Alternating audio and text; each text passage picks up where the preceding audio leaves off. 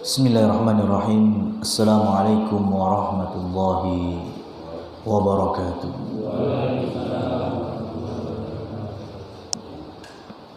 Alhamdulillahi rabbil alamin. Amsayna ala fitratil Islam wa ala kalimatil ikhlas wa ala dini nabiyina Muhammadin sallallahu alaihi wasallam wa ala millati abina Ibrahim hanifan musliman wa ma kana minal musyrikin. Asyhadu an la ilaha illallah wa asyhadu anna Muhammadan abduhu wa rasuluh. Allahumma shalli wa sallim ala nabiyyina Muhammad, amma ba'd. Jamaah hadirin muslimin rahimani Allah wa iyyakum. Alhamdulillah, kita awali dengan bersyukur kepada Allah Subhanahu wa taala. Pada kesempatan kali ini kita bisa Allah berikan anugerah yang besar. Allah berikan kesempatan untuk duduk di majelis ilmu. Kalau syukur sifatnya hissiyah, sesuatu yang nampak, itu kata tunggalin. Allah jembarni rezeki syukur, itu banyak contohnya. Allah berikan sesuatu yang ceto welo-welo, itu kemudian kita bersyukur, itu banyak yang merasakannya. Tapi ketika kita bersyukur dari sesuatu yang gak nampak, di antaranya kenikmatan di dalam melaksanakan kewajiban sholat, kenikmatan dalam melaksanakan taklim, kajian, ini yang luar biasa. Ini yang bisa kita banggakan, menjadi hamba-hambanya, berharap mencari ridhonya, rahmatnya, inayahnya, sampai nanti tercatat menjadi ahli surganya. Allahumma amin.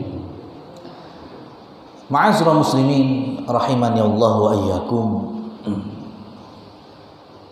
Ketika Rasul mewanti-wanti kita supaya kita ini jauh dari rasa sombong. Sing dimaksud sombong niku sinten? Melalui lisan Rasul sallallahu alaihi wasallam nyebutaken batarul haq wa ghamtun nas. Sing dimaksud wong sombong kuwi wong sing nolak kebenaran. Disampaikan ayat-ayat Allah, disampaikan hadis-hadis Rasul, disampaikan pemahaman yang benar, ditolak. Bahkan dengan sombongnya berkomentar secara hawa nafsu. Yora menurutku, nah itu. Menurut hemat saya, waduh. Ini disebut batarul haq. Wa ghamtun nas, dan meremehkan orang lain. Merasa diri di atas ketika ada orang yang jauh lebih rendah, lebih miskin, lebih gak punya derajat, padahal dia mengatakan kebenaran, gak dirongokni. Inilah hakikat orang yang sombong.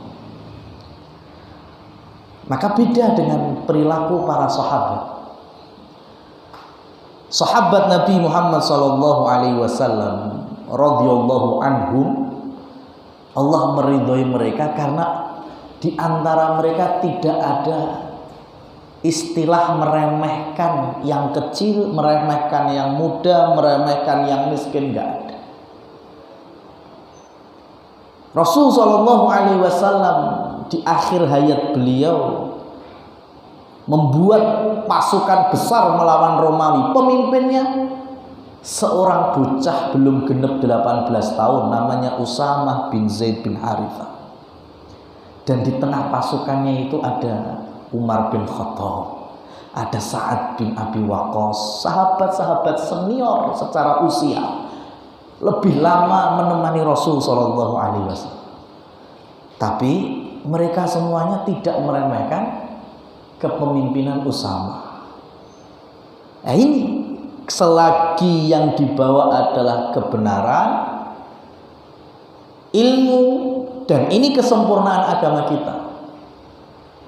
Berbeda dengan akidah atau keyakinan-keyakinan yang lain. Dan di dalam Al-Quran Allah Subhanahu wa Ta'ala memberikan gambaran sosok yang punya dua-duanya ini,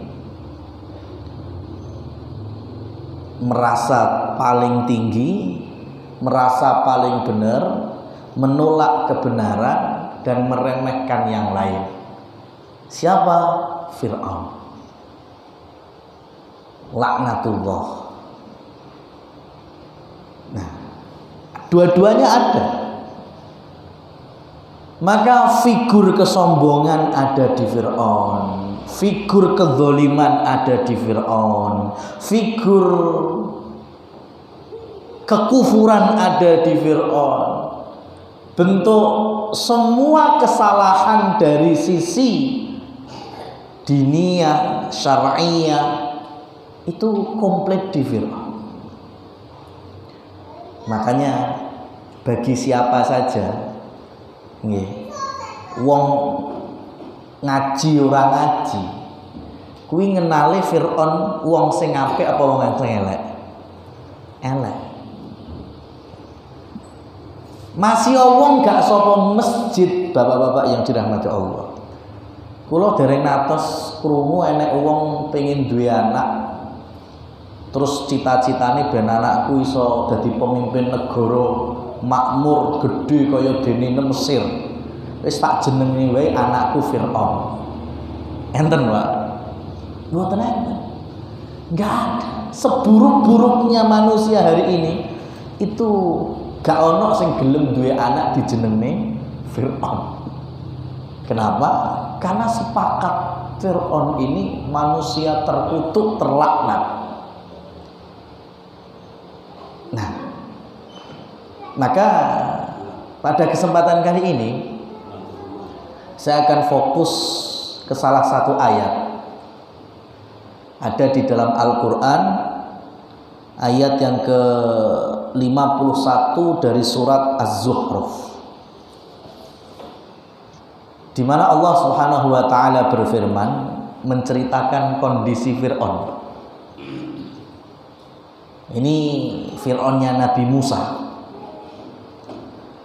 Wa nada Fir'aunu fi qaumihi qala ya qaumi alaysa li mulku Misra wa hadhil anhar tajri min tahti afala tubsirun. Fir'aun ngumpul nih masyarakatnya, berorasi di depan rakyatnya dan mengatakan, hei kaumku, alaysa li mulku Misra, tidakkah engkau tahu, bukankah sing duwe Mesir iki aku? Niku ucapane Fir'aun.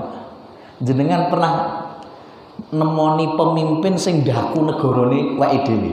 Gak ono. Arek raja ndi, presiden ndi, perdana menteri ndi wae. Ya, termasuk pemimpin di negeri yang kita cintai ini, Indonesia. Arek ganti presiden dari zaman pertama sampai hari ini, gak ono sing ngomong Indonesia iki wekku. Gak ada loh. Indonesia ada milik kita bersama. Fir'aun ndak. Awakmu kabeh roh Mesir ki wekku. Saking sombongnya. Ya, delengen.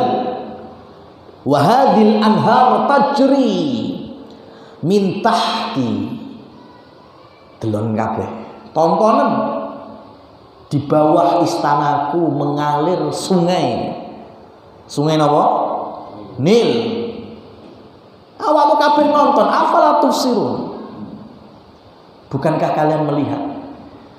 Nil itu dalam genggaman Fir'aun.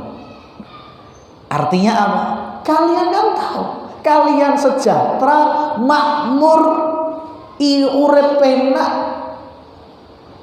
Gara-gara sapa? Itu Fir'aun saking sombongnya. Kenyataan apa tidak? Kenyataan. Fir'aun itu mampu memakmurkan rakyatnya, orang-orang Egypt, Koptik Mesir. Tapi kalau Bani Israel, ya jadikan budak. Orang-orang Bani Israel ditindas, dizolimi. Tapi kalau warga pribumi Koptik Mesir makmur. Ya, peternakan, pertanian lancar. Mesir itu negeri kaya di zaman Fir'aun. Bahkan sampai di zaman sahabat Amr bin As ketika memimpin menjadi gubernur Mesir di zaman Khalifah Umar bin Khattab. Nulis surat laporan, wahai Umar, Mesir itu negara kaya. Itu zaman sepeninggal Rasul. Mulainya kapan? Sejak Fir'aun. Bahkan sebelum itu zaman Nabi Yusuf, Mesir sudah gemerlap di saat wilayah Syam, tempatnya Nabi Yakub, Palestina dan sekitarnya dalam Al-Quran masih disebut wilayah Badui. Mesir wis raja kaya. Dan di antara kepemimpinan lamanya yaitu dipimpin oleh Fir'aun. Jadi Fir'aun itu sombong, sumbut dalam tanda petik, ya. Dia bilang mensejahterakan rakyatnya, betul, mensejahterakan. Rakyatnya merasa teropeni. Itu betul di zaman Fir'aun. Bahkan Amr bin As mengkisahkan sejak lama itu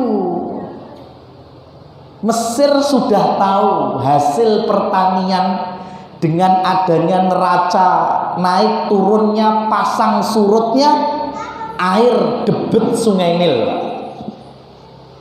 Nah ini wis ngerti, oh tahun niki hasil pertanian kita per kapita sekian. Itu sudah bisa wis ono hitung-hitungan. Itu zaman semono piye. Ya, Fir'aun sudah bisa menyeting dan membuat semacam itu. Jadi lek Sungai Nil dhuwure sakmene, engko sekian hektar pertanian bisa dialiri. Peternakan aman. Hasilnya sekian. Itu sudah ada neracanya. Ini zaman Fir'aun Nabi Musa. Bahkan para wanita, ya, perempuan-perempuan yang sedang hamil, termasuk istri budak-budak Bani Israel, ya, itu kalau sudah usia kehamilan 5 bulan, Fir'aun memberikan fasilitas 2 bidan di setiap rumah perempuan yang sedang hamil. Free, gratis, non-stop 24 jam sampai melahirkan. Niku zamane sinten? Fir'aun. Itu ibu-ibu hamil, entah dari Mesir apalagi dari budak-budak Bani Israel, itu dikasih 2 bidan. Dari usia kandungan 5 bulan sampai bersalin. Nah, cuma nanti ada tugas bidan-bidan yang di Bani Israel itu untuk memberikan laporan sing lahir lanang apa wedok. Lek sing lahir bayi lanang, maka nanti Fir'aun akan mengutus algojunya beleh. Karena hari itu ada undang-undang sing gak masuk akal. Pokoknya bayi laki-laki yang lahir dari Bani Israel dibunuh. Itu sampai penasehatnya kerajaan Fir'aun bilang gini, yang golek Bani Israel mbok pateni kabeh, 20 tahun berikutnya dia duwe budak apa ora? Budak saiki 20 tahun wis padha uzur. Dan laki-lakinya wis dibelai. Nah, terus sama Fir'aun dirubah. Setahun dibelai, setahun ora. Tahun ini dibelai bayi laki-lakinya, tahun depan enggak, tahun berikutnya iya. Itulah kenapa lahir seorang anak laki-laki yang nanti menjadi saudara masih Nabi Musa yang bernama Harun alaihissalam. Tidak dibunuh. Kenapa? Karena Nabi Harun lahir di tahun yang tidak disembelih bayi. Beda dengan Nabi Musa, tahun ngarepe, karena Nabi Musa adik Nabi Harun. Nabi Musa lahir di peraturan yang bayi laki-laki dibelai. Ini kok. Ya, kejamnya Fir'aun untuk Bani Israel segitu. Tapi dari sisi kebutuhan gizi ibu hamil sampai bersalin, orang terima 1 bidan, 2 bidan dikasih free fasilitas. Ya. Mila lek zaman sakniki enten peraturan ya, enek perusahaan kok cuti hamil diangel-angeli, Pak. Niku wis ngungkuli. Nah, tenan nih, ngungkuli Fir'aun ibu hamil diperhatikan. Ini ma'asyiral muslimin rahimani wa rahimakumullah. Jadi Fir'aun sombong betul. Ya, karena mampu mensejahterakan rakyatnya. Dan puncak dari kesombongannya ketika mengatakan ana rabbukumul a'la. Akulah Rob kalian, Tuhan kalian yang paling tinggi. Itu bukan kita aja yang sebel, Pak. Sekelas malaikat Jibril aja sebel mendengar ucapan Fir'aun itu. Karena nanti diceritakan kepada Nabi Muhammad, abghadtu, aku marah semenjak Fir'aun mengatakan ana rabbukumul a'la. Aku Tuhan kalian yang paling tinggi. Nih, sombong, zalim, tidak ada kebaikan yang mengarah kepada Bani Israel khususnya ketika lahir Nabi Musa. Sampai Allah nanti mengilhamkan kepada ibunya Nabi Musa untuk menghanyutkan bayi Musa ke sungai Nil. Dan selamat pengen nih. Tapi ternyata malah bayi yang dihanyutkan di dalam peti itu nyangkut tepat di wilayah tempat pemandian keluarga Fir'aun. Dan diambil oleh seorang wanita yang bernama Asiyah binti Muzahim yang tak lain adalah istrinya Fir'aun. Dibawa itu. Ya. Dibawa di hadapan suaminya yang kemudian dikatakan la taqtulu. Asiyah bilang ke suaminya, Fir'aun dewi, jangan kau bunuh bayi. Kenapa? Karena orang kalau lihat, Pak, bayi Bani Israel ki modele kaya ngene, perawakane kaya ngene, praupane kaya ngene, pakulitane kaya ngene, jelas beda dengan warga asli Egypt, Mesir. Jadi orang itu kalau melihat bayi Musa udah jelas iki mesti Bani Israel. Ya, makanya Fir'aun jelas getem-getem. Tapi apa yang dikatakan oleh Asiyah? Jangan kau bunuh. Bayi ini menjadi qurratun ainin li walak. Bayi ini bisa menjadi penyejuk pandanganku dan pandanganmu. Dibalas oleh Fir'aun, enggak, pandanganmu tok, enggak denganku. Ini saking sombongnya Fir'aun. Nah, ini penting sekali. Ucapan Fir'aun sombong ini, kata sahabat Abdullah ibnu Abbas, Beliau menafsirkan kalau seandainya hari itu Fir'aun menyepakati ucapan istrinya, Dek, ya bayinya itu bisa menyejukkan pandanganmu dan juga pandanganku. Kata Abdullah ibnu Abbas, Allah sangat terbuka untuk menurunkan hidayahnya kepada Fir'aun. Tapi dari awal ini kemakini langsung langit. Ya. Tapi unik, ketika istrinya ini ya bilang kepada suaminya, sudah kita angkat aja jadi anak laki-laki wong, sampai semrene gak duwe anak lanang, duwene anak wedok. Maka sekeras Fir'aun, sedolim Fir'aun, tiba-tiba ngikuti arahan istrinya atau tidak? Ikut, gak sido dibeleh. Permintaan istrinya langsung disetujui. Ya Allah, bisikan seorang istri Fir'aun itu sampai mampu mengambil keputusan yang bertentangan dengan undang-undang terbesar hari itu, yaitu beleh bayi laki-laki Bani Israel. Gak sido, goro-goro istrinya ini. Masya Allah. Nah, ini penting bagi muslimat. Para istri yang suaminya termasuk kita ini kan insya Allah jauh lebih soleh timbang Fir'aun. Tapi kita butuh para istri yang bisa membisikkan kebaikan demi kebaikan, ya, mensupport suami untuk beriman, bertakwa, beramal dan seterusnya.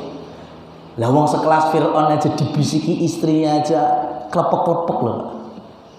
Masa kita dengan istri yang beriman juga harusnya bisa mengarahkan kepada kebaikan. Kenapa? Karena banyak laki-laki di luar sana yang mungkin awalnya tidak mau bermaksiat, tidak mau mengambil haknya orang lain, tidak mau berlaku dosa, tapi karena bisikan istri, tuntutan istri, kepinginan istri, ya akhirnya gawin ngeluh sing lanang, stres, wah jaluk ngene, piye, akhirnya mulai berani ngambil haknya orang lain, nerabas ya halal dan haram dari Allah, mau melakukan dosa. Kenapa? Karena bisikan istri. Ini Asia binti Muzaid, perempuan yang nanti dalam hadis Rasul Shallallahu Alaihi Wasallam disebutkan salah satu dari dua wanita paling sempurna di dunia, dan nanti menjadi satu di antara 4 pemimpin surga, istri yang Fir'aun. Padahal Fir'aunnya orang yang paling zalim, ya, maka paling nikmat dalam kita beramal, bapak-bapak, ibu-ibu, itu di saat kita dapat support dari orang paling dekat. Siapa itu? Keluarga. Paling nikmat, ya, paling nikmat, paling enak. Lah rodok males gitu, rodok suloyo. Weh dilingne istri, dimutne anak, dulur, ya. Wah itu nikmat sekali. Kalau memang Allah belum menganugerahi keluarga kita semacam ini, maka PR kita cari pertemanan, pergaulan, interaksi sosial yang membawa semangat beramal pada diri kita. Cuma ya enggak ngalahne keluarga. Wah ini gue paling mantep. Dalilin apa? Nabi Musa. Idhab ila fir'auna innahu tagha. Musa, budalo nemoni Fir'aun dakwahono. Fir'aun betul-betul manusia yang melampaui batas. Diluruskan. Ya, itu perintah Allah. Nabi Musa berdakwah di hadapan Fir'aun. Apa permintaan Nabi Musa? Rabbis shrahli sadri wa yassirli amri wahlul 'uqdatam min lisani yafqahu qawli. 3 permintaan yang pertama, ya Allah, jembarno atiku, lapangkan dadaku, semeleh akeh sabare. Wa yassirli amri, mudahkan segala urusanku. Petuk Fir'aun, ngandani Fir'aun, digawe gampang urusannya. Wahlul 'uqdatam min lisani yafqahu qawli, hilangkan keluh di lidahku, ya, jadikan emosiku stabil kalau berhadapan dengan Fir'aun. Itu kan permintaan Nabi Musa. Pertama ini, Rabbis shrahli sadri wa yassirli amri wahlul 'uqdatam min lisani yafqahu qawli. Ini yang pertama. Lanjutan ayatnya apa? Waj'al wazira min ahli Haruna akhi. Permintaan selanjutnya, ya Allah, jadikanlah ada seorang yang membantu aku, ngewangi aku, bantu aku, bantu berdakwah, berjuang di hadapan Fir'aun, dari keluargaku sendiri. Itu permintaan Nabi Musa berikut. Ya Allah, saya minta satu orang yang membantuku dalam berjuang dari keluargaku. Langsung disebut jenenge, waj'al ya wazira min ahli Haruna akhi, dulur kulanan sing jenenge Harun. Itu permintaan Nabi Musa, supaya dikuatkan dalam berjuang dengan adanya orang paling dekat, keluarga sendiri. Di sini contohnya kakaknya, yaitu Nabi Harun. Berangkat mereka berdua. Ini gunanya kalau ada keluarga yang bisa mensupport dalam amal. Nabi Muhammad SAW ketika berdakwah di awal-awal, menyebarkan tauhid, membasmi kesyirikan, musuhnya siapa? Keluarga besar Arab Quraisy. Tapi kenapa Nabi Muhammad masih terus istiqomah, sabar? Karena ini salah satu kuncinya. Karena meskipun keluarga besar Quraisy menolak dakwah Nabi Muhammad, menentang, bahkan sampai main fisik dengan sahabat-sahabat yang rendah itu, keluarga dari Bani Hashim, Nabi itu kan punya keluarga kecil Quraisynya dari Bani Hashim, Muhammad bin Abdullah bin Abdul Muttalib bin Hashim. Keluarga Bani Hashim meskipun belum pada masuk Islam, meskipun masih keyakinan nenek moyang, tapi gak enek sing rusui dakwahnya beliau, kecuali siji, sopo? Abu Lahab. Hamzah sebelum masuk Islam gak ngerusui. Abu Thalib paman beliau meskipun meninggal dalam kondisi belum atau tidak merasakan iman, tapi nggak pernah musuh dakwah Nabi. Abbas sebelum masuk Islam juga sama. Itu yang salah satu penguat dakwah Rasulullah SAW di Mekah. Salah satunya keluarga beliau meskipun belum pada masuk Islam, tapi tidak ngerusui dan mencela dakwah Nabi Muhammad SAW. Ini titik balik perjuangan kita untuk bisa membawa keluarga fastabiqul khairat, ya, berlomba-lomba dalam beramal. Ini kalau bahasa kerennya itu simbiosis mutualisme amal. Terserah sesuai dengan porsinya. Maksudnya porsi itu ya dari kita macam-macam.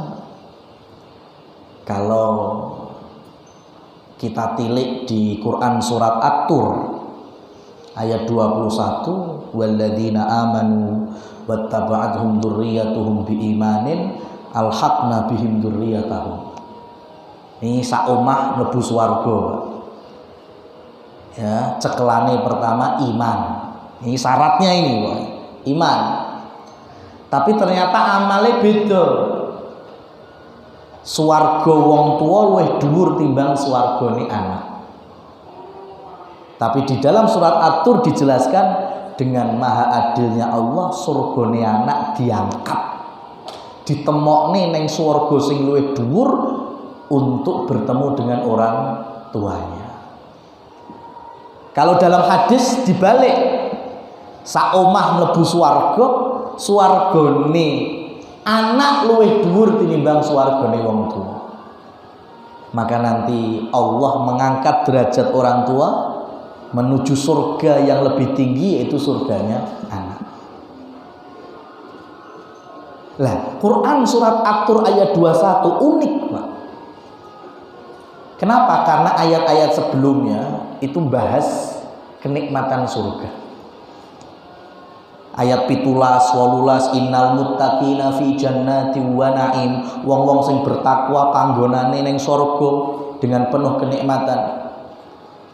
Ya, fakihina bima atahum rabbuhum wa waqahum rabbuhum adzabal jahim. Wis mereka terhalang dari siksa neraka, isine kur nikmat-nikmat tok, kulu wasrabu hani'an bima kuntum ta'malun. Wis mangan ngombe makanan surga, minuman surga, ini semua adalah anugerah buat kalian dari amal-amal kebaikan di dunia. Muttaqiina ala sururin masfufa wa zawwajnahum bihurin 'ain. Ya, duduk di sofa-sofa surga, permadani surgawi. Yang laki-laki bisa menikahi bidadari. Sembarang kalir kenikmatan surga. Kemudian tiba-tiba muncul ayat 21. Wong tua mbek anak mlebu surga.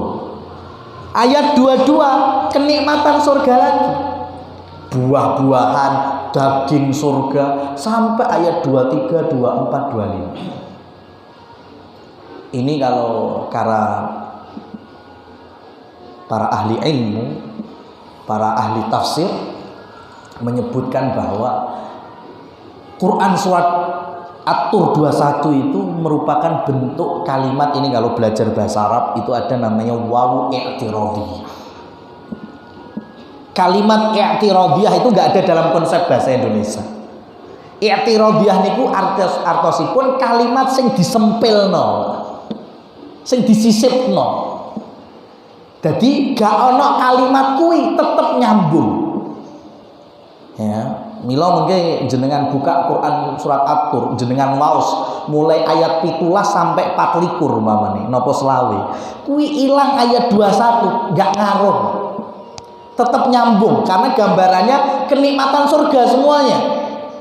Ya, dari makan, minum, buah, daging, sofa-sofa, permadani, bidadari. Lah ujug-ujug neng tengah-tengah nyempil anak mbek wong tua neng swarga.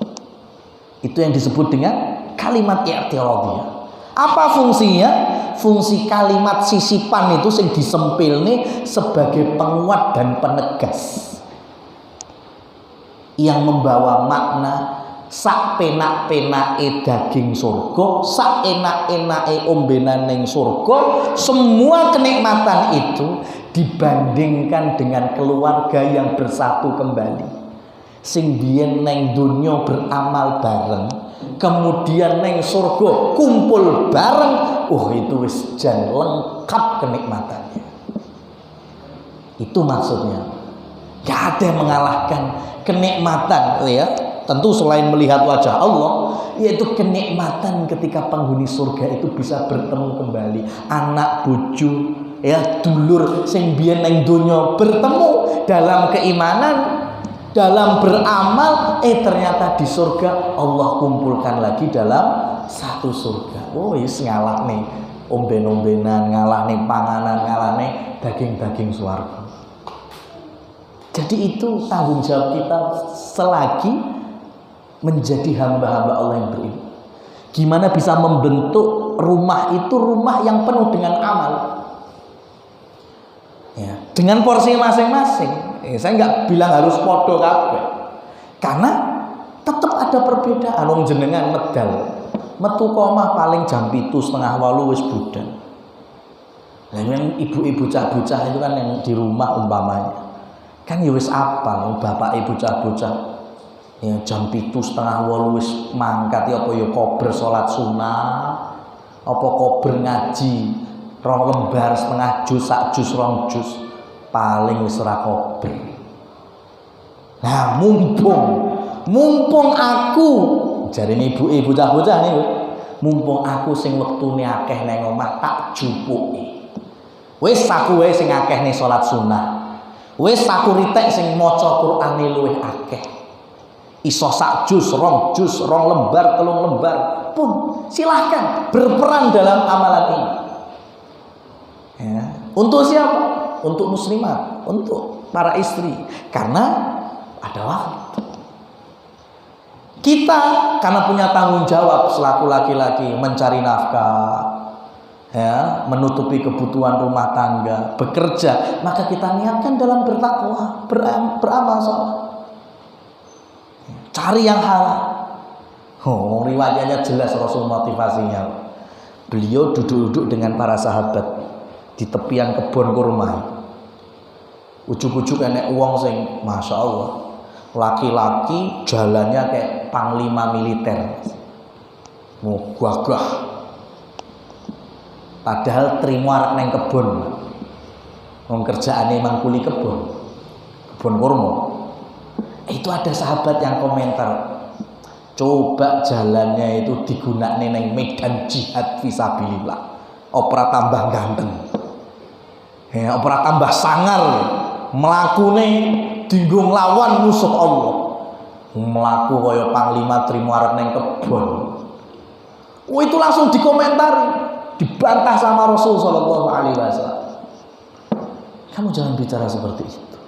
Kamu nggak tahu fulan wong sing mlaku dengan gagahnya meskipun ujung-ujungnya jebule kuli kebun. Kamu nggak tahu dia berjalan seperti itu untuk menutup sebuah aib dan membawa martabat kehormatan daripada dia ngemis. Dia kerja meskipun merkuli. Fahuwa fi sabilillah. Kalian nggak tahu pemuda itu berjalan dengan gagahnya meskipun ujung-ujungnya penekan kurma, tapi di belakangnya ada anak istri yang harus ditutupi kebutuhannya, dicukupi kebutuhannya. Fahuwa fi sabilillah. Kalian juga nggak tahu orang tersebut jalan dengan gagahnya karena di belakangnya ada orang tua, ayah atau ibunya yang sudah sepuh lanjut usia dan dia harus mencukupi kebutuhan orang tuanya. Fahuwa fi sabilillah. 3 disebut oleh Rasul. Laki-laki punya tanggung jawab, entah itu dia menjaga kehormatannya, nggak minta-minta, nggak ngemis, ya, bekerja meskipun kerja keras, kerja kasar, kuli. Rasul sandingkan dengan mujahid fisabilillah. Atau ternyata di belakangnya dia mencukupi nafkah anak istri, atau ada orang tua juga yang harus dinafkahi. Semuanya mendapatkan motivasi mujahid fisabilillah. Itu Pak, porsinya masing-masing pun silakan. Kuncinya apa? Iman. Sudah amal sesuai Rasul, contohnya kita berlomba bareng-bareng. Ujung-ujungnya Pak, kita berdoa umpama ya menjadi ahli surga. Pun arek surgane jebule surganya istri yang lebih atas daripada surga suami, insya Allah aman. Nanti akan ditarik oleh istri kita itu. Atau sebaliknya, surga suami lebih tinggi, surga istri di bawahnya. Maka suami yang soleh itu tetap nantinya bisa menarik istrinya ada bersamanya, kembali kumpul di surga. Yang penting itu. Nah ini contoh dari keluarga yang barokah dari Rasulullah, para sahabat. Jangan seperti Fir'aun. Istrinya solehah, iman, ya. Tapi catatan terakhir dari kajian kita, Imam Ibnu Katsir menukilkan di dalam salah satu karyanya Al-Qasas fil Quran. Imam Ibnu Katsir menyebutkan,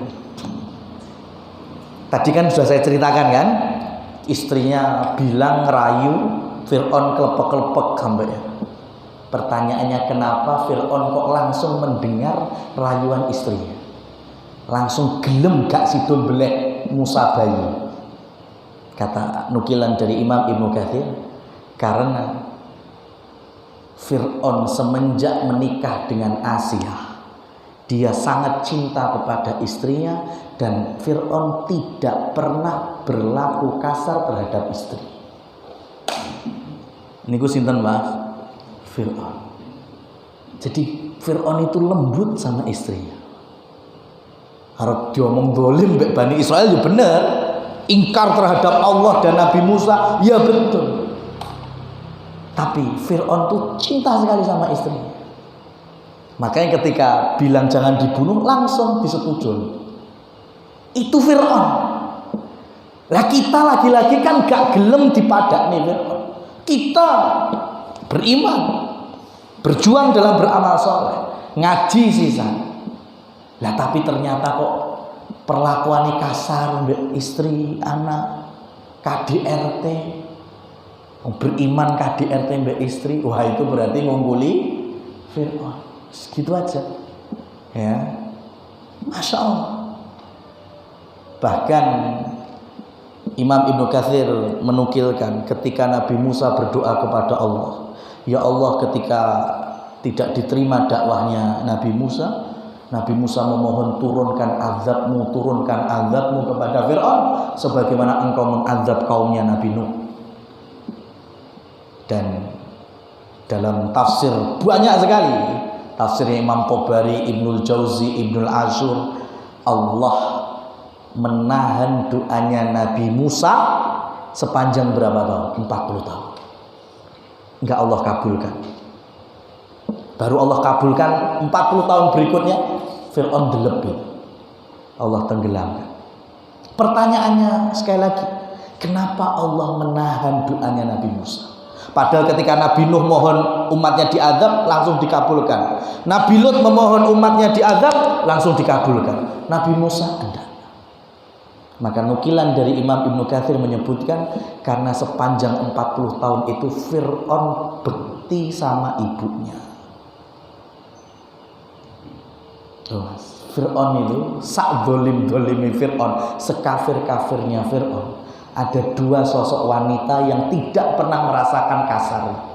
Pertama istrinya, yang kedua ibunya. Bahkan Allah ridho untuk tidak mengazab Fir'aun sampai nunggu ibunya Fir'aun meninggal. Habis ibunya meninggal, baru Allah turunkan azabnya, Allah tenggelamkan Fir'aun. Gitu. Contoh real dari figur yang paling kafir sampai hari ini pun menjadi percontohan kekafiran, yaitu Fir'aun. Tapi ternyata ada sisi lain yang mana kalau kita ambil hikmahnya, harusnya kita jauh lebih baik daripada Fir'aun. Kita bisa membina rumah itu tanpa dengan kekasaran, ya, dengan penuh kelembutan, hikmah. Dan tentunya orang beriman adalah orang yang paling berada di garis depan untuk bakti kepada orang tua, khususnya kepada ibu. Nah, ini yang bisa kami sampaikan pada kesempatan kali ini. Semoga bermanfaat, ya, bisa jadi motivasi dan kita ambil hikmahnya untuk bisa kita aplikasikan dalam kehidupan sehari-hari. Dan kita mohon kepada Allah, semoga Allah mudahkan segenap apa yang kita usahakan dari amal ibadah harian kita. Allahumma amin. Fa subhanakallahumma wa bihamdika asyhadu an la ilaha illa anta astaghfiruka wa atubu ilaik. Walhamdulillah, wassalamualaikum warahmatullahi wabarakatuh.